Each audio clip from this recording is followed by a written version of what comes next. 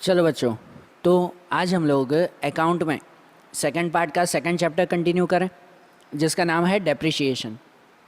इसमें हम लोग लॉन्ग सम्स देख रहे थे ना, जिसके अंदर क्वेश्चन नंबर 5 में फिफ्थ क्वेश्चन, उसका आज हम लोग सम देखें। तो देखो, आपकी टेक्स्ट बुक में जैसे क्वेश्चन में लिखा हुआ है कि machine account show a balance of 60,000 in a book of Mehta limited on 1/4/12 में एक मशीन की वैल्यू 60,000 थी, ठीक है ना, उसका बैलेंस 60,000 था। This machine was purchase 5 years back, 5 साल पहले इसकी मशीन खरीदी गई थी, बराबर। लिखा हुआ है कि till today total depreciation return of on the machine was of ₹20,000। लिखा भी हुआ है कि 5 साल में टोटल 20,000 डेप्रिसिएशन उस पर कट चुका है। मतलब वैल्यू कम होती जाती है ना, तो टोटल 20,000 वैल्यू कम हो गई है उसकी, बराबर है। And on 1/1/14 second machine was purchase for 12,000। 1/1/14 को दूसरी मशीन हमने खरीदी।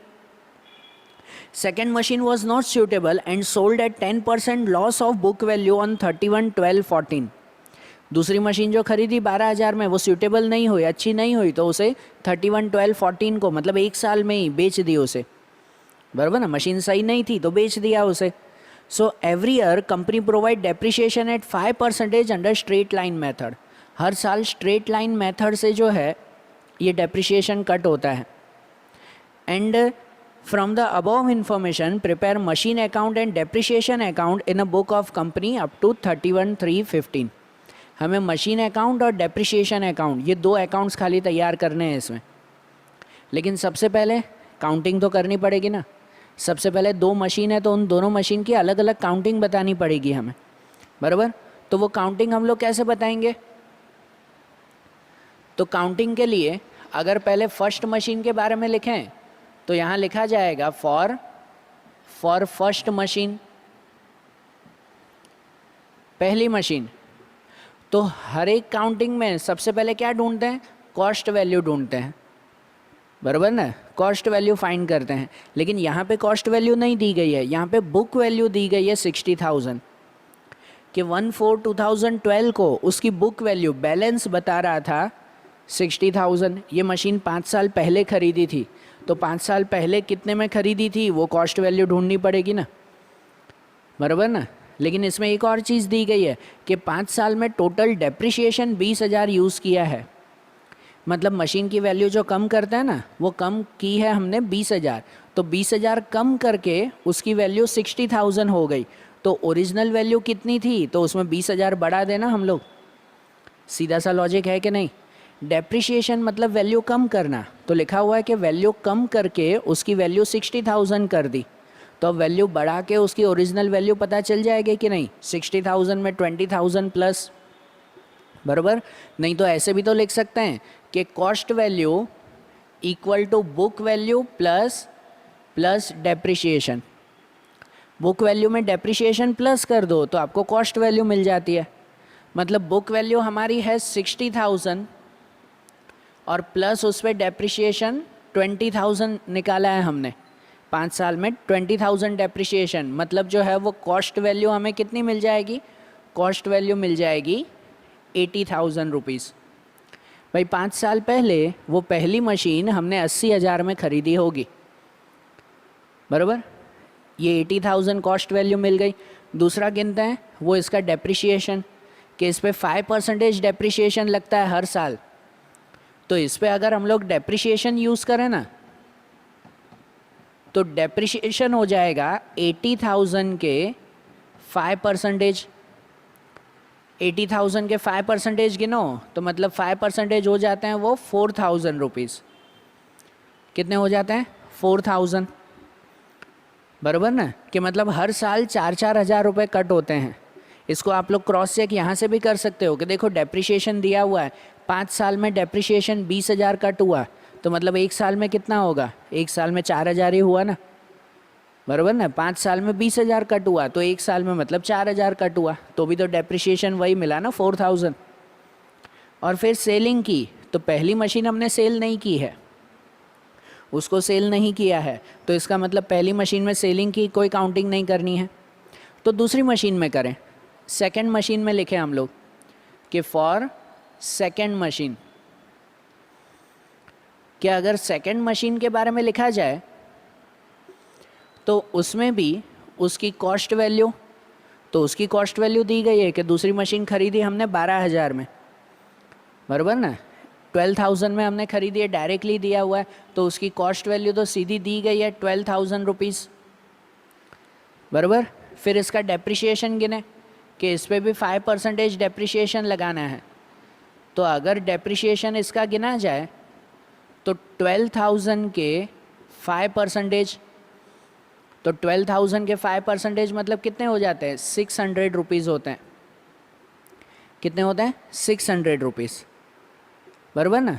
और फिर इसकी सेलिंग की एंट्री, उसकी काउंटिंग, तो सेलिंग के लिए लिखा हुआ है कि वो 31, 12, 14 को 10% लॉस के साथ हमने बेची है। तो ये मशीन खरीदी कब थी हमने, ये मशीन जब खरीदी ना तो उसकी काउंटिंग में लिखेंगे, यहाँ पर कॉस्ट वैल्यू डेट के साथ लिखेंगे। मशीन खरीदी थी 1/1/14 को, 1 जनवरी 2014, तब हमने ये मशीन खरीदी थी। कितने में खरीदी थी, तो 12,000 में, बराबर। और मशीन बेची है 31/12 को, 31/12 मतलब दिसंबर, लास्ट 31 दिसंबर को हमने बेची। इसका मतलब 1 साल उसको यूज़ किया ना, बराबर ना, 1 साल यूज़ किया ना। तो अगर 1 साल यूज़ किया तो उस पर 1 साल का पहले डेप्रिसिएशन कट करेंगे ना, उसके बाद उसको लॉस में बेचेंगे, बराबर। उसको 1 साल यूज़ किया हमने तो उस पर माइनस डेप्रिसिएशन करेंगे 1 ईयर का, बराबर। 1 साल का डेप्रिसिएशन, तो 1 साल का डेप्रिसिएशन उस पर कितना हो जाएगा, तो 600 रुपये। यहाँ पे हमने गिना ना डेप्रिसिएशन, ये पूरे साल का डेप्रिसिएशन 600 रुपये, मतलब उसकी बुक वैल्यू हो जाएगी 31/12/14 को, उस तारीख को इसकी बुक वैल्यू हो जाएगी 11,400,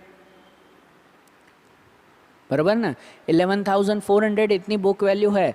इस पे हमने लॉस करके बेचा है, मतलब इस पे लॉस हुआ 10%, ठीक है, 10% लॉस हुआ। तो इस पे 10% मतलब कितना हो जाएगा, 1,140 रुपीज़। इसके 10% मतलब 1,140, इतना लॉस। तो इतने लॉस में अगर हमने बेचा तो यहाँ पर जो है वो अमाउंट कितनी बचेगी फिर, 10,260 रुपीज़। कितना होगा, 10,260, ये हमारी सेलिंग प्राइस हो गई, बराबर। ये सेलिंग प्राइस मतलब इतने में बेची, 12,000 की मशीन वो 10,260 रुपये में बेच दी। आया समझ में, ये दोनों मशीन की काउंटिंग हो गई ना। तो इस काउंटिंग के बाद अब इसमें तैयार करना है हमें मशीन अकाउंट और डेप्रिसिएशन अकाउंट, ये 2 अकाउंट तैयार करने हैं। तो अब इस काउंटिंग को रफ करें और इसके ऊपर मशीन अकाउंट तैयार करें, और ये काउंटिंग अच्छी तरह से समझ लेना पहले, ओके। चलो देखो कि अब इस पर मशीन अकाउंट तैयार करना है ना, लिखा हुआ अप टू 31/3/15 तक, मतलब 1/4/12 से लेकर 31/3/15, वही 3 साल का मशीन अकाउंट हमें बनाना है। तो यहाँ से शुरू करें ना, कि सबसे पहले शुरुआत करें यहाँ पर कि 1/4/12 को मशीन खरीदी नहीं थी, ये ध्यान देना। हर एक सम में हम लोग क्या करते थे कि मशीन खरीदी हमने वो लिखते थे, लेकिन इसमें नहीं, इस सम की तो काउंटिंग भी हमने की कि मशीन खरीदी तो 5 साल पहले थी हमने। यहाँ पर 1/4/12 को उसका बैलेंस दिया हुआ था, कितना बैलेंस है उसमें, तो 60,000 का बैलेंस है। मतलब यहाँ पर हम लोग कितना लिखेंगे यहाँ पे, तो to balance brought forward, balance लिखेंगे, बैलेंस ब्रॉड फॉरवर्ड वो कितना लिखेंगे, 60,000 का बैलेंस है। ये साल ख़त्म कब होगा, तो 31/3/13 को। तो पहले चेक करते हैं क्या इस साल के बीच में हमने कुछ खरीदा या बेचा, ऐसा है क्या, इस साल के बीच में कुछ खरीदा या बेचा, कुछ भी नहीं, बराबर, कुछ भी खरीदा बेचा नहीं था ना। जो दूसरी मशीन खरीदी थी वो तो 1/1/14 को खरीदी थी, मतलब इस साल में कुछ भी खरीदा बेचा नहीं है। तो सीधा डेप्रिसिएशन गिन लेंगे कि बाय डेप्रिसिएशन अकाउंट, कि पहली मशीन पे कितना डेप्रिसिएशन गिनते हैं, 4,000 का, 4,000 का डेप्रिसिएशन गिन लेंगे पहली मशीन पे। तो मतलब उसके बाद अब बैलेंस ढूंढ लें कि यहाँ पे 60,000 पहला साल क्लोज कर देना, यहाँ पर भी ये 60,000 और 60,000 में से ये माइनस करेंगे तो बचेगा 56,000, बराबर। 56,000 बचेगा, तारीख वही 31/3/13 पे बाय बैलेंस कैरी फॉरवर्ड। कि अब ये बैलेंस दूसरे साल के लिए शुरू करना है, तो अब दूसरा साल यहाँ पे शुरू करें। जो दूसरा साल शुरू होगा 1/4/13 को, 1/4/13 को शुरू होगा ये साल, तो वो साल में भी लिखेंगे कि टू बैलेंस ब्रॉड फॉरवर्ड। कितना बैलेंस लेके आएंगे, तो ये 56,000, बराबर। ये साल ख़त्म कब होगा, 31/3/14 को, 31/3/14 को ख़त्म होगा। लेकिन फिर से वही चेक करो, क्या इस साल के बीच में हमने कुछ ख़रीदा या बेचा, ऐसा कुछ है? तो है कि इसी साल के बीच में हमने दूसरी मशीन ख़रीदी ना, 1/1/14 को ख़रीदी थी, तो 1/1/14 इसके बीच में ही आएगा ना, 31/3/14 से पहले ही आएगा ना 1/1/14, बराबर। तो वो मशीन ख़रीदी तो वो यहाँ पे लिखेंगे ना हम लोग, ठीक है। हमने मशीन ख़रीदी है तो वो यहाँ पे लिखेंगे 1/1/14, उस डेट पे लिखेंगे कि उस पे लिखा जाएगा टू बैंक अकाउंट, सिर्फ बैंक, कि हमने सिर्फ 12,000 की मशीन ख़रीदी थी, उसके ऊपर कोई एक्सपेंस वगैरह थे नहीं, तो बस टू बैंक अकाउंट 12,000, ठीक है। ये मशीन ख़रीदी, अब साल का एंड करेंगे, कि साल का एंड करें तब उस वक्त यहाँ पर डेप्रिसिएशन गिनेंगे बाय डेप्रिसिएशन अकाउंट। अब यहाँ फिर से ध्यान देना, आपके हर सम में मेन पॉइंट यहीं पे ही आता है कि डेप्रिसिएशन कैसे काउंट करना है। अब यहाँ जो डेप्रिसिएशन होगा वो डेप्रिसिएशन 2 का होगा, 2 मशीन का। पहली मशीन चल रही थी उसका डेप्रिसिएशन, दूसरी मशीन भी बीच में खरीदी उसका डेप्रिसिएशन भी होगा, बराबर है। तो यहाँ देखो कि जो पहली मशीन है ना, पहली मशीन तो कंटिन्यू चल रही थी, तो यहाँ मैं ब्रैकेट में लिख दूँ कि पहली मशीन के तो 4,000 रुपये लगेंगे, वो डेप्रिसिएशन आएगा ही। लेकिन जो दूसरी मशीन खरीदी ना हमने, वो दूसरी मशीन खरीदी 1/1/14, तारीख ध्यान देना 1/1/14, और ये ख़त्म किया 31/3/14, मतलब 3 महीने ही हुए। तो दूसरी मशीन पे हमने कैलकुलेशन में लिखा था कि उसका डेप्रिसिएशन 600 रुपये है, लेकिन वो 600 रुपये पूरे साल का है। यहाँ जो डेप्रिसिएशन लिखना है वो 3 महीने का लिखना है, ये खास ध्यान देना है। यहाँ जो डेप्रिसिएशन लिखना है वो कितना लिखना है, 3 महीने का डेप्रिसिएशन, पूरे साल का नहीं, बराबर ना। तो यहाँ पर 3 महीने के डेप्रिसिएशन के हिसाब से लिखेंगे, तो पूरे साल के 600 रुपये, तो 3 महीने का कितना हुआ, पूरे साल के 600 रुपये लगते हैं, तो यहाँ तो 3 मंथ्स का गिनेंगे ना, तो 3 महीने का कैसे, तो ऐसे रफ में गिनते हैं। यहाँ ध्यान देना कि पूरे साल के 600 3 मंथ का गिनना हो ना, तो उसको मल्टीप्लाई 3/12 करते हैं। कितने भी महीने का गिनना हो तो उसको ऐसे करेंगे, मल्टीप्लाई 3/12। 4 महीने का गिनना हो तो मल्टीप्लाई 4/12। पहले भी ये काउंटिंग आई थी ना कि अगर 8 महीने का गिनना हो तो मल्टीप्लाई 8/12, बराबर, ऐसे हो जाएगा। तो 600 मल्टीप्लाई 3/12, उसकी काउंटिंग करो तो वो काउंटिंग हो जाती है 150 रुपीज़। 3 महीने का डेप्रिसिएशन कितना हुआ, 150। ध्यान देना कि यहाँ हमने 3 महीने का गिना, मतलब टोटल डेप्रिसिएशन हो जाएगा यहाँ पर 4,150 रुपीज़, बराबर ना। कितना हो जाएगा, 4,150 रुपीज़, ये डेप्रिसिएशन। अब इसको क्लोज करेंगे, अब इसको क्लोज किया जाएगा 52 और 12, तो ये हो जाएगा 68,000। यहाँ पर भी लिखा जाएगा वही 68,000,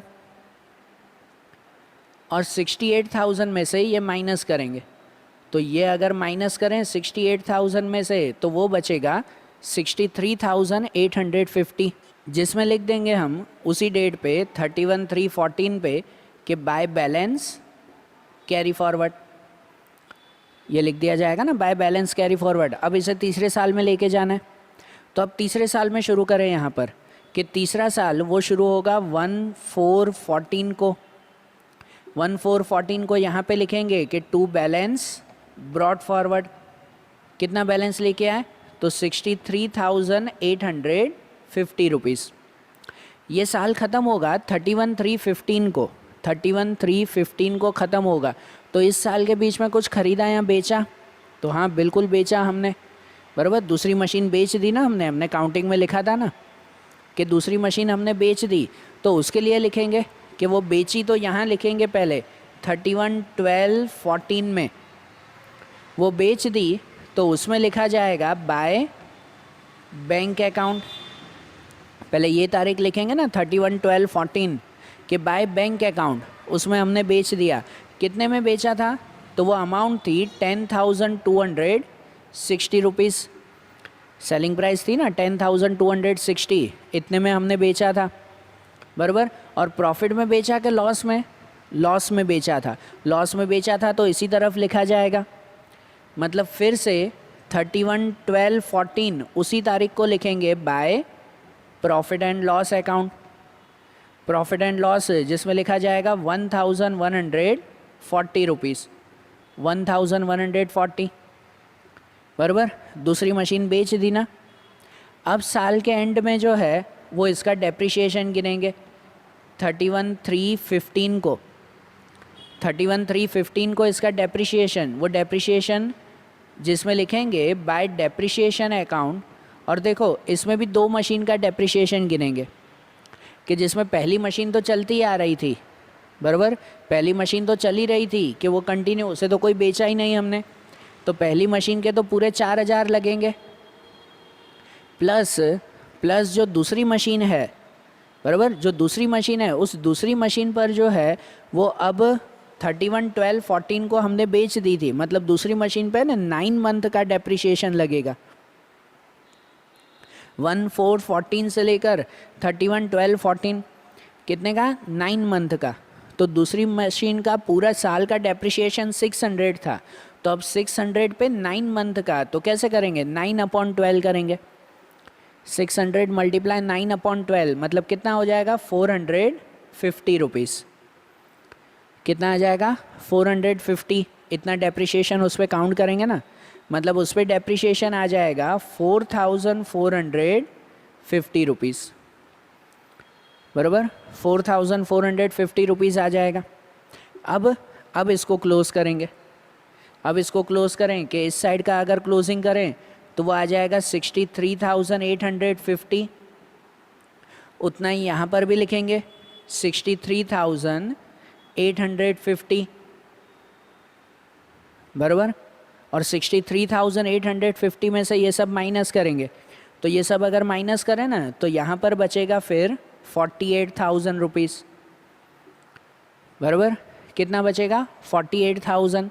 जो 48,000 यहाँ पर 31/3/15 को लिखेंगे बाय बैलेंस कैरी फॉरवर्ड, कि अब इस बैलेंस को आगे लेके जाएं। पहली मशीन तो चल ही रही है ना हमारी, बराबर ना। पहली मशीन तो चल ही रही है तो उसको तो आगे कंटिन्यू करेंगे ना, लेकिन उसके आगे हमें बनाना नहीं है कि हमें ये 3 साल का बनाना था, वो हमने मशीन अकाउंट तैयार किया। आया ध्यान?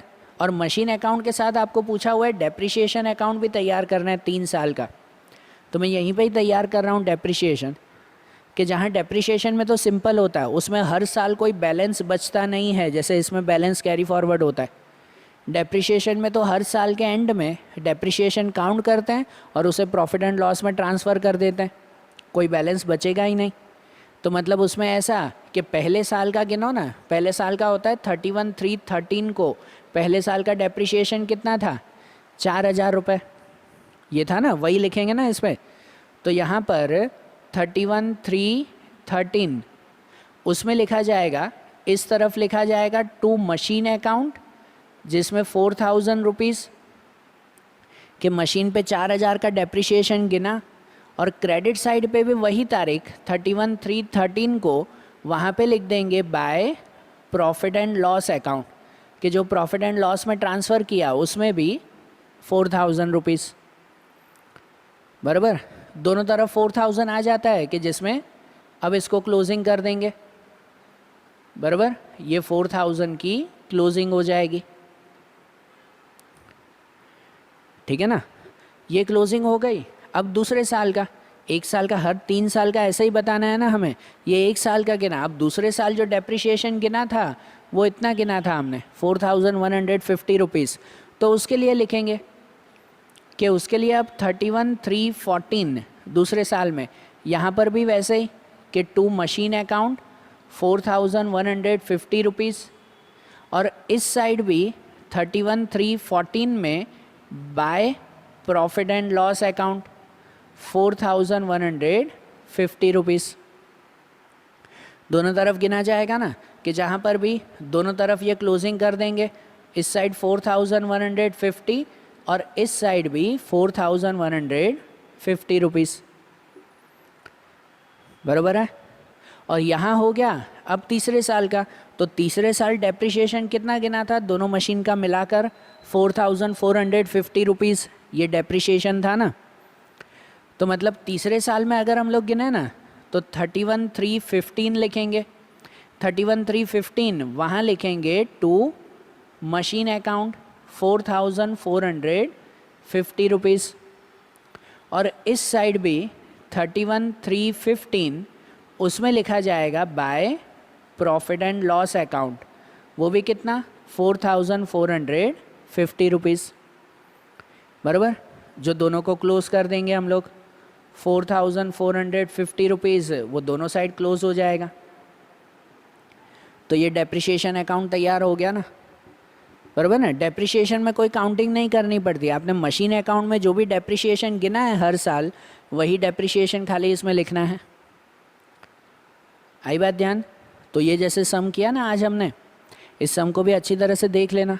अब इनके जो आगे के सम्स हैं, बाकी के सम्स हैं, वो अब हम लोग अगले वीडियोज़ में देखेंगे। Okay, thank you.